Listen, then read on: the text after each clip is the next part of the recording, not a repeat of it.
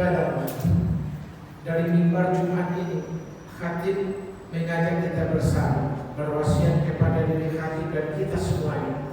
Marilah kita senantiasa meningkatkan keimanan dan ketakwaan kita kepada Allah Subhanahu wa Ta'ala. Dalam arti takwa yang sebenar-benarnya, wala tamutunna illa wa antum muslimun, dan janganlah kamu mati kecuali dalam keadaan beriman dan bertakwa hanya semata-mata kepada Allah semata.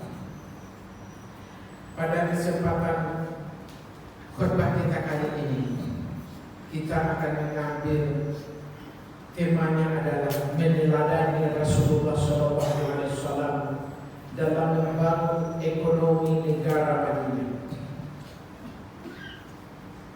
Hari ini tidak lama lagi 17 Agustus tahun 2020. Sebagai bangsa kita tentu berbahagia memperingatinya. 75 tahun hampir kita merdeka. Tetapi kita masih sangat merasakan bagaimana cita-cita dari para pendiri bangsa kita ini untuk membebaskan warga bangsa ini dari keterpurukan, kemiskinan, keterjajahan, dari segala aspek kehidupan, dari ekonomi, politik, sosial, budaya. Pada sejatinya justru belum kita nikmati meski kita telah 75 tahun merdeka hari. Oleh sebab itulah, dan mimbar yang mulia ini pada Jumat kali ini khatib mencoba kita mengkaji ulang apa yang diajarkan oleh Rasulullah SAW kepada kita. Kita tahu melalui sejarah Rasulullah SAW setelah hijrah ke Madinah yang tadinya bernama adalah Yasrib, Rasulullah mengganti namanya dengan Madinah. Seluruh bangsa ahli-ahli di seluruh dunia ini mengakui bahwa Madinah itu adalah sebuah negara, sebuah bangsa yang merdeka, yang berperadaban. Semacam kecamatan kecil atau kota Madinah kecil, provinsi kecil, dan itu Madinah betul-betul sebuah bangsa, sebuah negara yang diajarkan oleh Rasulullah. Dan ahli-ahli sejarah bangsa-bangsa seluruh dunia mempelajari bagaimana kehebatan negara Madinah yang dibangun oleh Rasulullah bersama sahabat setelah hijrah ke sana. Dan itu menjadi negara Islam yang luar biasa, membawa kejayaan kepada umat Islam. Dan Madinah itu yang luar umat Islam yang hijrah ke sana itu tidak lebih dari 200 orang dengan segala kepintarannya. Setelah 13 tahun Rasulullah berdakwah di Madinah, akhirnya Allah memerintahkan untuk berhijrah ke Madinah. Kita mengetahui bahwa Madinah terdiri tidak hanya dari Muhajirin dan Ansar, ada orang Yahudi, ada orang Nasrani, ada orang bermacam-macam agama ada di situ. Layaknya seperti bangsa kita hari ini Indonesia yang terdiri dari bermacam-macam agama. Kalau kita memang melihat mirip-mirip seperti negara Madinah ketika Rasulullah hari itu membangunnya, memimpinnya. Lalu apa rahasia kesuksesan daripada Rasulullah yang hanya 10 tahun di negara Madinah itu membangun Islam, membangun peradaban, membangun negara menjadi negara Islam yang terkuat, bisa seluruh jalan raya ini terpanjang dari Madinah. Tidak butuh 100-200 tahun. Kalau kita bandingkan dengan bangsa kita hari ini 75 tahun kita merdeka, tapi kita dari seluruh aspek kehidupan kita masih miris hati kita, sangat jauh dari cita-cita kemerdekaan itu. Apa kiat yang dilakukan oleh Rasulullah SAW? Yang pertama, Rasulullah ketika sampai di Madinah, Rasulullah adalah membangun Masjid Nabawi. Dari masjid itulah Rasul membangun sebuah bangsa dan negara dengan pemerintahnya. Dari masjid itu Rasulullah menjadikan pusat pendidikan, universitas, perguruan tingginya adalah masjid itu. Dari masjid itu para sahabat umat Islam dicerdaskan. Dari masjid itulah pemerintahan disusun, strategi politik, ekonomi, sosial, budaya. Jadi yang pertama dibantu oleh Rasul sampai di Madinah adalah membangun masjid yang pada hakikatnya adalah membangun keimanan, ketakwaan daripada umat ketika itu. Ada muhajirin, ada ansar, mereka bangun ketakwaannya sehingga apa yang diperintahkan oleh Allah kepada Rasulnya, Rasul menyampaikan kepada para sahabat. Kemudian karena keimanan dan ketakwaan para sahabat itu, dia sami'na wa ata'na. Apapun yang disampaikan Rasulullah ketika itu adalah disampaikan oleh Rasul dan pada saat itu adalah dari Al-Quran dan Allah, maka para sahabat langsung mengikuti. Ini yang pertama. Yang kedua adalah Rasulullah adalah melihat bahwa ada muhajirin, ada ansar. Maka Rasul untuk membangun bangsa ketika itu, dia mempersaudarakan antara muhajirin dan ansar. Ada 45 orang muhajirin, ada 45 ansar dipersaudarakan. Seperti misalkan Abdurrahman bin Auf dengan Sa'ad bin Rabi dipersaudarakan.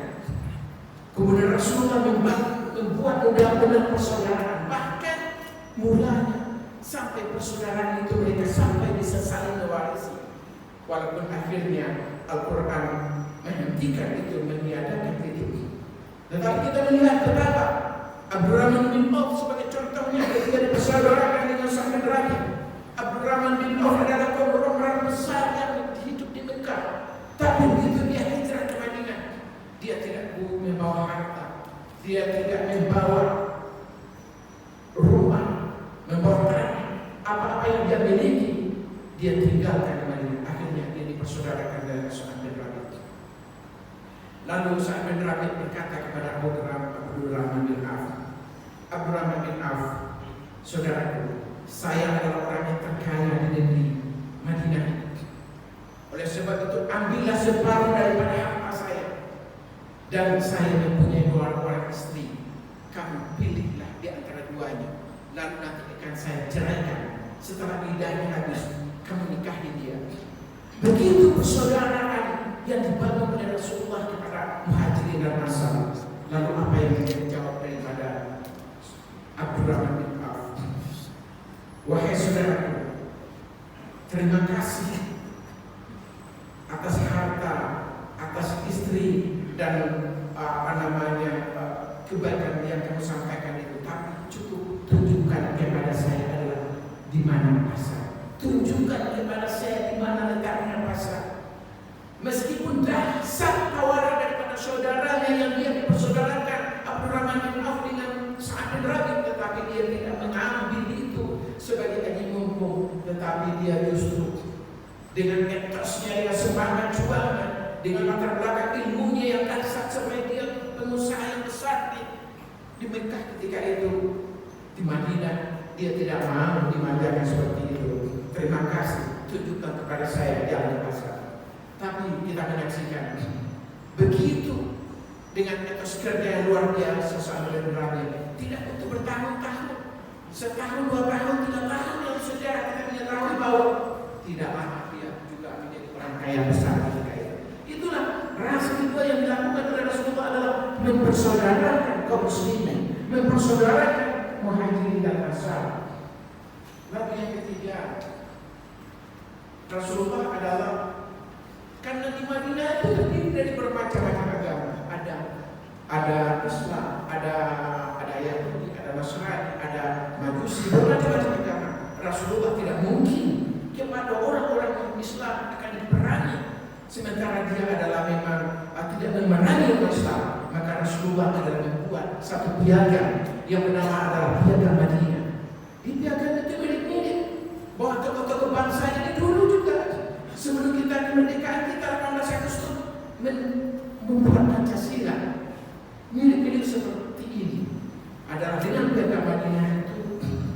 mana seluruh bangsa-bangsa, seluruh agama-agama yang berdiri di Madinah itu diikat dengan satu piagam, Constitution of Madinah, piagam Madinah. Dan itu yang mempersatukan apapun agamanya bersatu di bawah pemimpinan Rasulullah SAW. Dan Rasulullah adalah sebagai presidennya dan semua rakyat menjadi warga bangsanya, apapun agamanya. Nah, kemudian semua agama dilindungi oleh Rasulullah SAW. Itu yang kedua, Rasulullah mendamaikan seluruh warga bangsanya, mempersatukan semuanya, menjadikan satu kekuatan bagi warga bangsanya. Nah, kemudian yang ketiga kita menyaksikan setelah saudara Rasulullah SAW mempersatukan, kemudian Rasulullah SAW mengeluarkan sebuah hadisnya yang kita kenal, artinya adalah siapa yang menghidupkan tanah yang mati, maka tanah itu akan menjadi miliknya. Ini artinya apa? Yang ketiga, yang keempat ini adalah bahwa Rasulullah melahirkan semangat atau kerja yang besar kepada warganya, kepada Muhajirin dan Ansar, terutama adalah kepada Ansar yang selama ini kita menyaksikan bahwa kaum Ansar ini dia ditindas dari segi ekonomi, pertaniannya dari hulu ke hilir dikuasai oleh orang Yahudi. Tetapi begitu Rasulullah menyampaikan siapa yang menghidupkan tanahnya mati, maka tanah itu menjadi miliknya.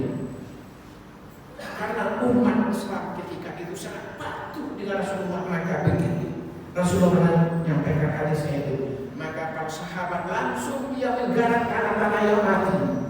Maka tidak lama kemudian yang tadinya pertanian itu di Khaybar dikuasai oleh orang Yahudi, orang-orang Madinah, orang-orang Ansar itu dia adalah bekerja dengan orang-orang Yahudi. Kemudian begitu Rasulullah memimpin di Madinah ini, kemudian maka hiduplah pertanian di Khaybar itu, kemudian pertanian lain digarap oleh kaum muslimin, terutama orang-orang Ansar.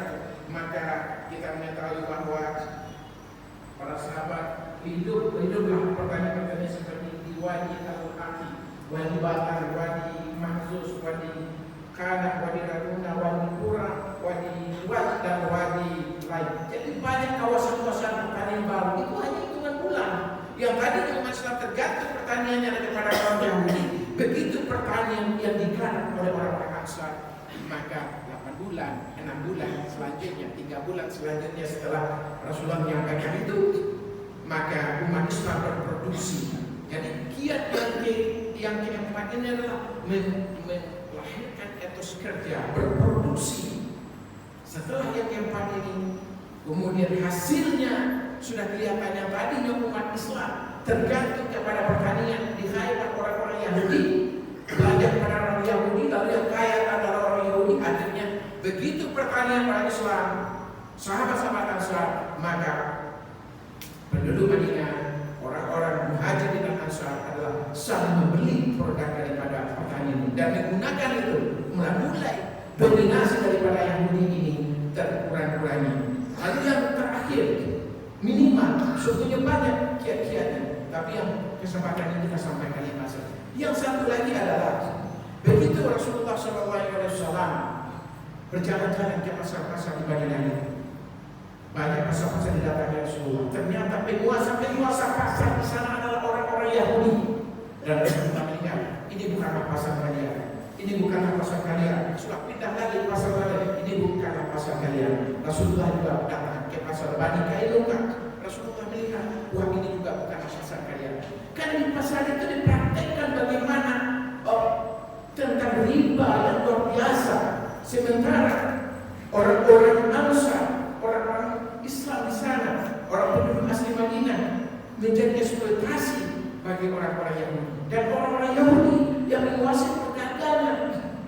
Jadi kalau kita lihat dengan kondisi kita hari ini, kita secara fisik memang tidak dikuasai oleh Yahudi, tetapi secara melalui konsep-konsepnya kita hari ini seperti itu. Nah, oleh sebab itu Rasulullah langsung mendirikan pasar yang di dalam pasar Bani Kainuka itu. Rasulullah bagian depan dibangun Rasulullah pasar.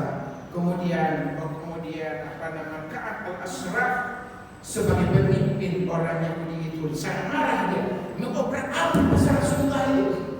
Kemudian Rasulullah terpancing dengan kondisi itu. Rasulullah membiarkan saja. Tetapi Rasulullah berkata bersama-sama sahabat, demi Allah bahwa saya akan membangun pasar yang lebih besar lagi, yang lebih dahsyat lagi untuk melawan dominasi orang Yahudi ini. Dan Rasulullah itu membuktikan tidak terlalu jauh dari lokasi itu. Rasulullah membangun pasar kaum muslimin yang luasnya sekitar 5 hektar. Melalui pasar itu diberlakukan oleh Rasulullah seperti masjid. Siapa yang datang duluan silakan memilih lokasi yang bagus. Kemudian terjadilah jual beli hasil pertanian di sana, hasil seluruh usaha orang-orang muhajirin dan ansar, orang-orang muslim, dan di sana kemudian kita mengetahui dengan poin 5 ini Rasulullah bersama sahabat betul-betul dominasi Yahudi yang tadinya mencengkram seluruh aspek kehidupan ekonomi politik di Madinah itu, dan beralih Rasulullah sebagai kepala negara Madinah itu menguasai ekonominya. Inilah yang pantas sangat kita contoh hari ini. Hari ini kita sebagai bangsa, PDB kita minus 5,sekian%. Kita sebagai bangsa sangat khawatir karena ini adalah pintu gerbang untuk resesi ekonomi. Oleh sebab itu saya mengimbau dari mimbar ini, kita meneladani Rasulullah dalam membangun ekonomi umat Madinah itu, sehingga dia menjadi bangsa yang maju, yang besar, yang modern, yang kuat ekonominya. Itu adalah rahasianya, di antaranya adalah mempersaudarakan, kemudian meningkatkan etos kerja, kemudian berproduksi. Berproduksi itu penting. Kalau orang lain barang yang kita beli, kita jadi memakai terus, kita menjadi bangsa yang miskin. Umat Islam menjadi umat yang miskin. Tetapi kalau kita menyiapkan produksi, lalu kita menggunakan barang-barang yang diproduksi oleh saudara-saudara kita, insya Allah umat ini akan berubah nasibnya. Nah, karena ini dicontohkan oleh Rasulullah dari mimbar itu, karena Bapak dan Ibu saya tahu bahwa Bapak semua adalah para pebisnis, pedagang. Saatnya kita harus ada keberpihakan kita. Rasulullah mencontohkan, Rasulullah membangun pasar di Bani Kainuka, kemudian Rasulullah membangun pasar sendiri yang luasnya kira-kira 5 hektar. Kemudian dia saling beli, saling jual di sana adalah muslim. Jadi kita memang harus ada keberpihakan kita belanja kepada muslim. Kalau tidak ada lagi sama dia baru. Kalau misalkan masih bisa kita tunda. Tapi kalau masih ada produk muslim kita, hasil produksi muslim kita dari pasar saudara kita, wajib kita belanja ke sana. Karena Rasulullah telah mengajarkan, mencontohkan ini. Demikian yang dapat saya sampaikan. Semoga ini menjadi tiba bagi kita bersama, sehingga kita meneladani bagaimana ekonomi Madinah yang ketika itu dicengkram oleh orang Yahudi, tetapi begitu Rasulullah datang dengan konsep ilahi yang luar biasa, menawarkan, membebaskan rakyat dan kemiskinan, baik dari politik, ekonomi, sosial, budaya. Aku qauli hadza wa astaghfiruhu innahu huwal ghafurur rahim.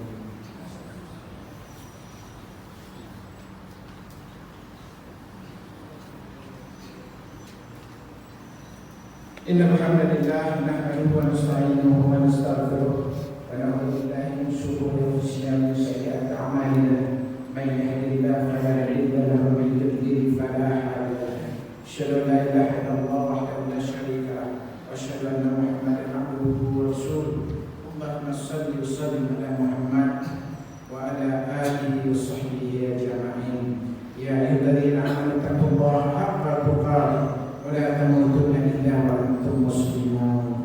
Innallaha wa malaikatahu yusholluna 'alan nabi.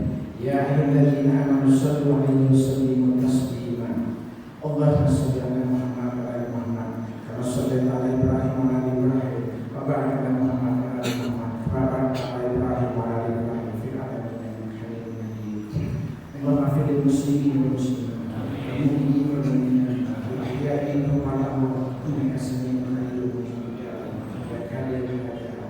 ربنا لا تؤاخذنا إن نسينا أو أخطأنا ربنا لا تحمل علينا إصرا كما حملته على الذين من قبلنا ربنا ولا تحملنا ما لا طاقة لنا واعف عنا واغفر لنا وارحمنا أنت مولانا فانصرنا على القوم الكافرين ربنا بلغنا عمل الصالحين وأخرجنا مخرج الصدق واجعلنا من ذلك سلطانا نصيرا ربنا آتنا في الدنيا حسنة fil akhirati hasanah wa qina adzabannar. Assalamualaikum